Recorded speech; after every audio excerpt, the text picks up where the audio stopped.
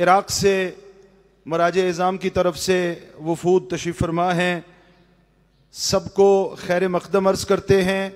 बिलखुसूस हज़रत आयतुल्लाहिल उज़्मा सरकार अल्लामा हाफिज़ बशीर हुसैन नजफ़ी हफ़िज़हुल्लाह ताला के फ़र्ज़ंदे गिरामी जनाबे आग़ाए शेख अली नजफ़ी अपने वफ़्द के हमरा तशरीफ़ फरमा हैं। उनकी खिदमत में खैर मक़दम अर्ज़ करते हैं और इंतहाई अदब से गुजारिश करूँगा जनाबे अल्लामा शेख अली नजफ़ी की खिदमत में कि वो तशरीफ़ लाएँ और अपने बयानात से मुस्तफ़ीज़ फरमाएँ। आप एक मरतबा सलावत पढ़िए बर मोहम्मद व आले मोहम्मद। खड़े होके इस्तकबाल फरमाए फ़र्जंदे मर्जे हाज आयतुल्लाहिल उज़्मा हाफिज़ बशीर हुसैन नजफ़ी हफ़िज़हुल्लाह के फ़र्जंदे बरूमंद जनाबे अल्लामा शेख अली अन नजफ़ी तशरीफ़ फरमा हो रहे हैं। उनके इस्तकबाल के लिए सलावत पढ़िए बर मोहम्मद व आले मोहम्मद। थोड़ा आगे तशरीफ़ ले आए।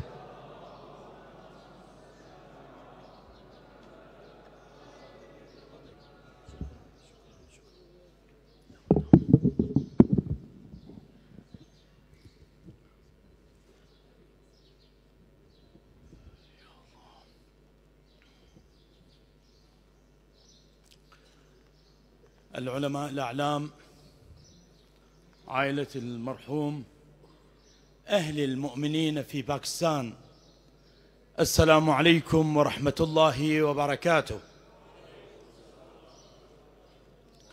أعوذ بالله من الشيطان الرجيم. بسم الله الرحمن الرحيم.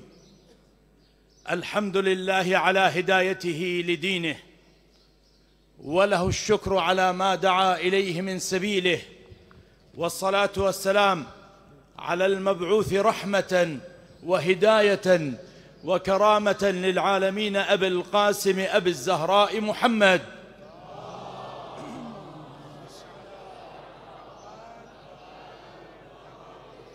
وعلى أهل بيته الطيبين الطاهرين، واللعن الدائم على أعدائهم أجمعين إلى قيام يوم الدين. قال الله سبحانه وتعالى في محكم كتابه: لكن الذين اتقوا ربهم لهم جنات تجري من تحتها الأنهار خالدين فيها نزلا من عند الله، وما عند الله خير للأبرار. صدق الله العلي العظيم، وصدق رسوله النبي الكريم، والأئمة من ذريته المعصومون، ونحن على ذلك من الشاهدين والشاكرين، والحمد لله رب العالمين. أيها الجمع المبارك، عن سماحة المرجع وعني وعنكم في هذا الموقف نتقرب إلى الله سبحانه وتعالى بتقديم التعازي بمناسبة مرور 40 يوماً على وفاة المرحوم العلامة المحسن الشيخ محسن النجفي قدس سره، وإلى ولي الله الأعظم، وإلى عموم المؤمنين، وإلى أسرته الكريمة بالخصوص. تغمده الله سبحانه وتعالى برحمته، فقد تحمل المرحوم العناء الشديد، والتزم بالجهد المتواصل منذ شبابه في خدمة الدين الحنيف ونشر مذهب أهل البيت عليهم السلام مع التقوى، إلى أن اختار الله له دار أصفيائه فقبضه إليه باختياره ليكون تحت ظل عطفه ورحمته في جوار محمد وآل محمد صلوات الله عليهم. بسم الله الرحمن الرحيم.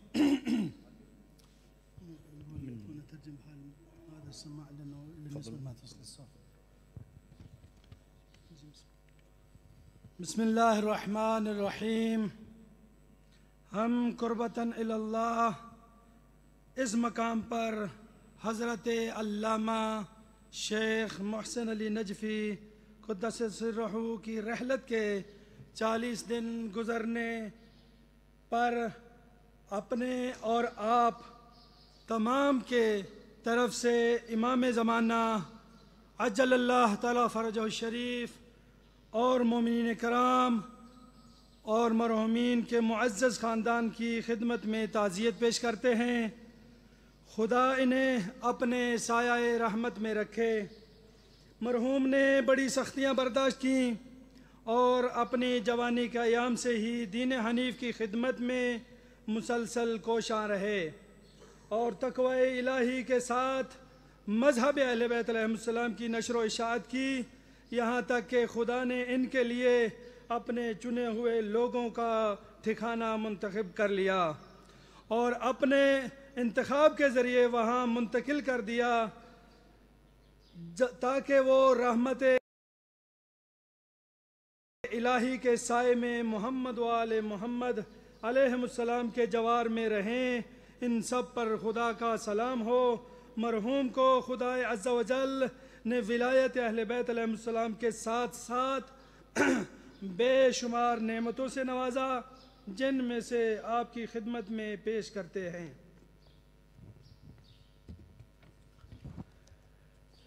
إن فقيدنا أعزه الله سبحانه قد أعزه الله سبحانه بنعم وافرة مع ولاء أهل البيت صلوات الله وسلامه عليهم، أبرزها توفيقه لدراسة علوم الدين والفوز بالمراتب المتقدمة في هذا الشأن، وكان رضوان الله تعالى عليه مبرزا على زملائه بالتقوى وكسب العلم والذكاء المتميز وحب اللغة العربية، وقد وفق مضافا إلى تحصيل العلم والفضل والكمال بتربية طلاب علوم الدين، وقد شرف بفضله تعالى أولاده في سلوك مسلكه في العلم والتقوى، فسلام الله عليه يوم ولد ويوم توفاه الله ويوم يبعث حيا متوجا بتاج الولاء والعلم والتقوى وشرف خدمة الدين وتربية الفضلاء। मरहूम हज़रत अल्लामा की खिदमत में उलूम दीन के हुसूल की तौफ़ीक और इस मैदान में बड़े मर्तबे पर फ़ाइज़ होना, अपने साथियों पर इल्म व तक़वा के हुसूल में मुमताज़ ज़हानत और अरबी ज़बान से मोहब्बत के मामले में फ़ौक़ियत रखते थे। इल्म व फ़ज़ल व कमाल के हुसूल के अलावा दीनी तुल्लाब की तरबियत से भी मुवफ़्फ़क़ हुए और इनकी औलाद भी इल्म व तक़वा में इन्हीं के रास्ते पर चलने में मुशर्रफ़ हुईं। खुदा का सलाम हो जिस दिन पैदा हुए, जिस दिन रहलत फरमाई और जिस दिन विलायत इल्म तक़वा के ताज से मुज़य्यन और दीन व अफ़ाज़िल की तरबियत के शरफ़ के साथ ज़िंदा उठाए जाएंगे।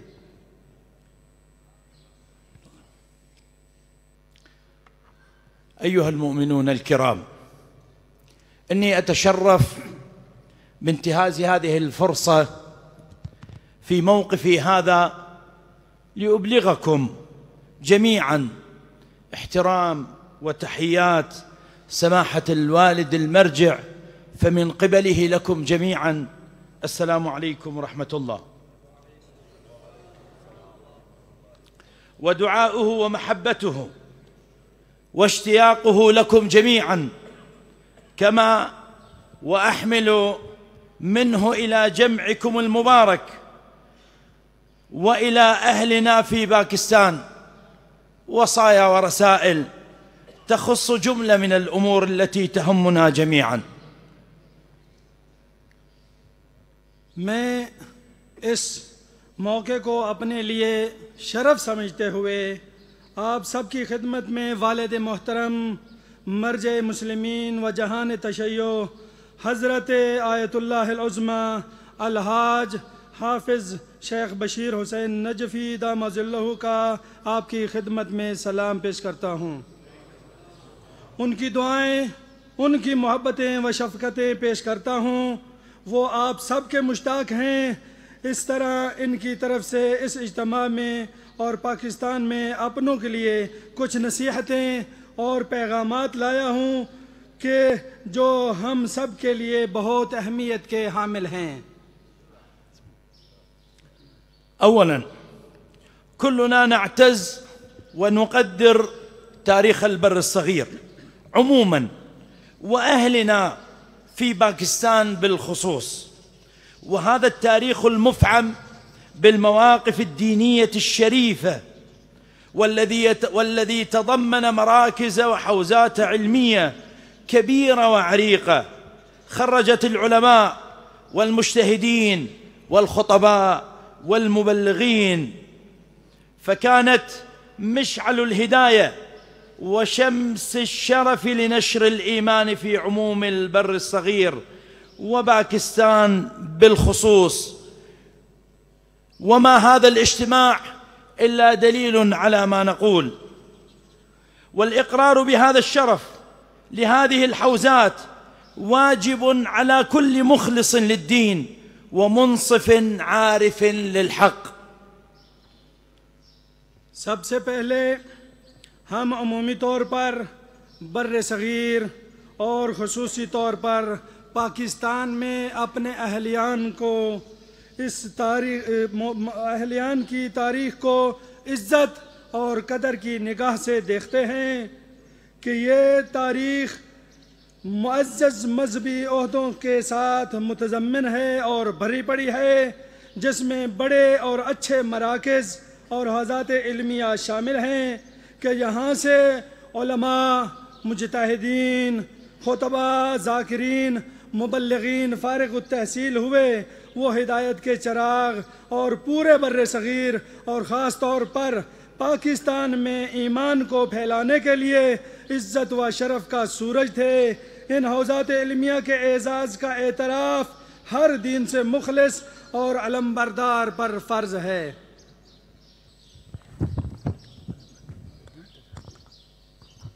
الأمر الثاني، قد عرف العالم اهتمام المؤمنين في الدنيا كلها وفي البر الصغير بالخصوص بقضايا الحسين عليه السلام، والاهتمام الشديد بإقامة المجالس وتنظيم المواكب، والاهتمام بكل الشعائر والعادات التي يتم بها إحياء وتجديد واقعة الطف الأليمة في قلوب المؤمنين.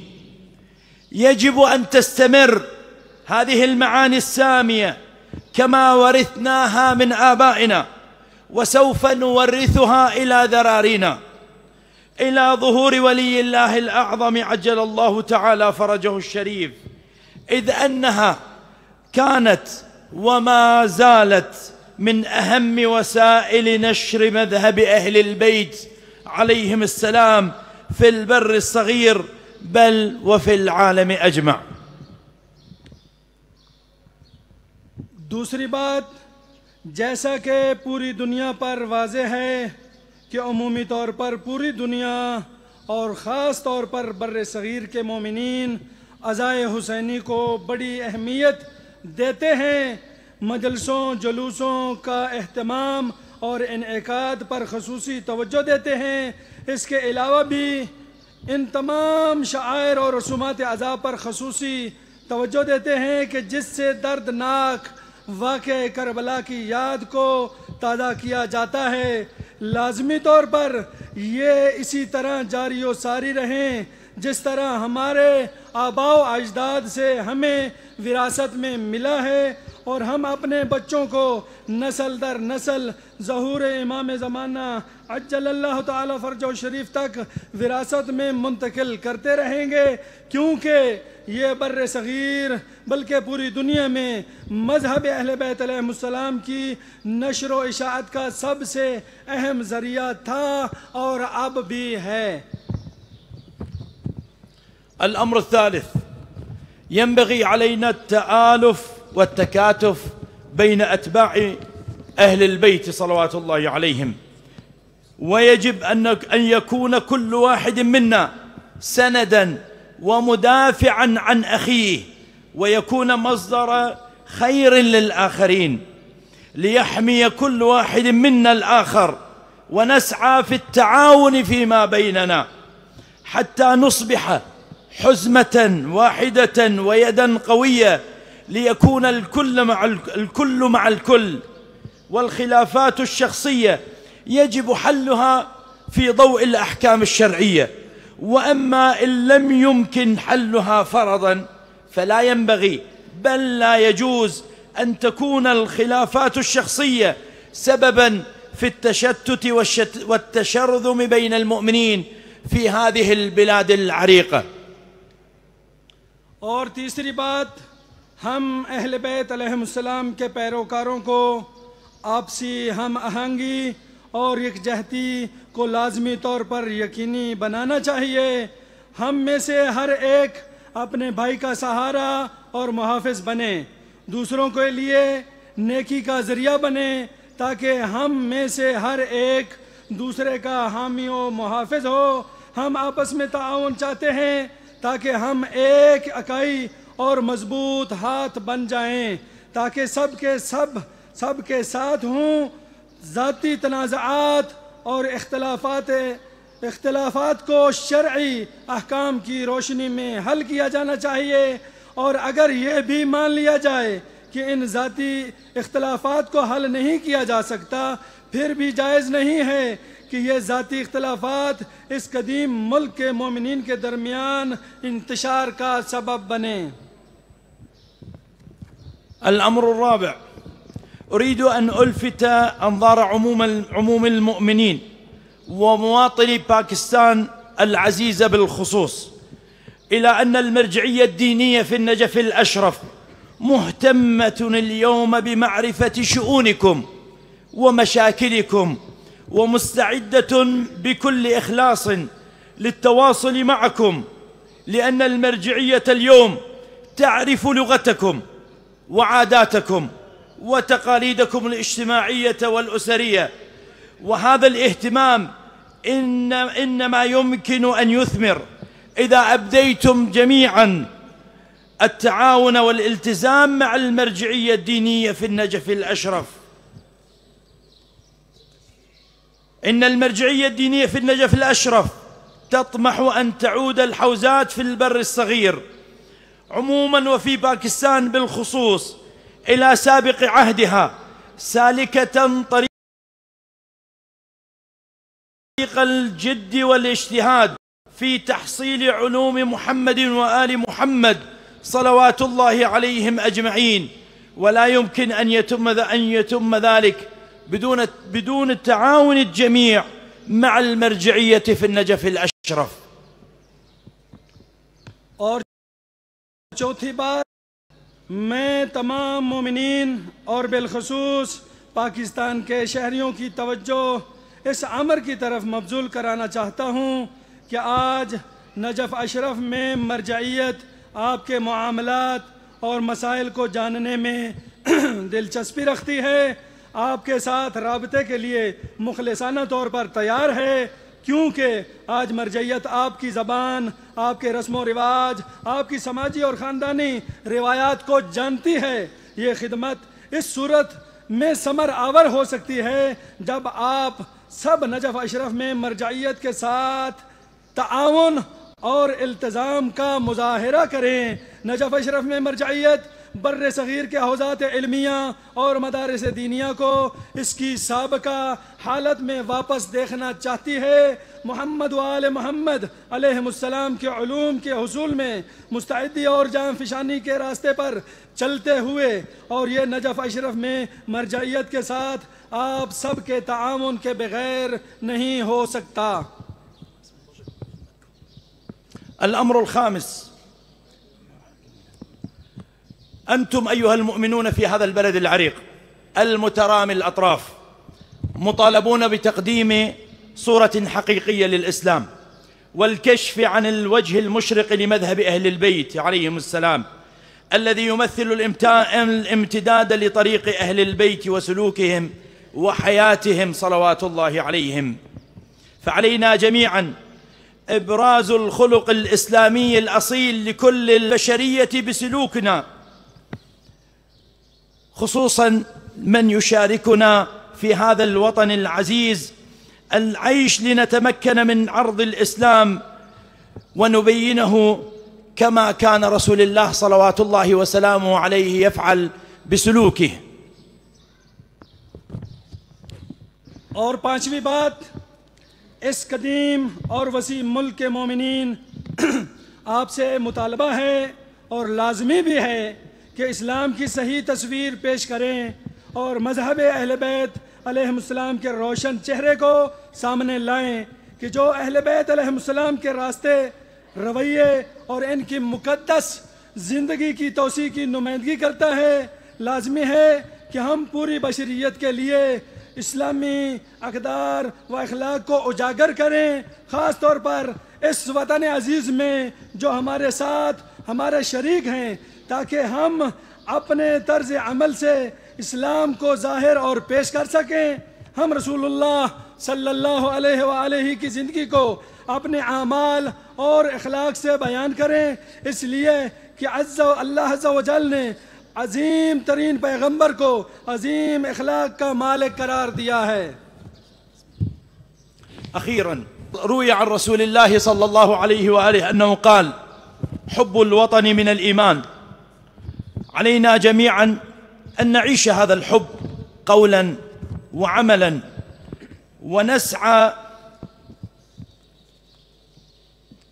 أن نعيش هذا الحب قولا وعملا، ونسعى في تقوية وحماية هذا البلد وسيادته وهويته واقتصاده وتقدمه.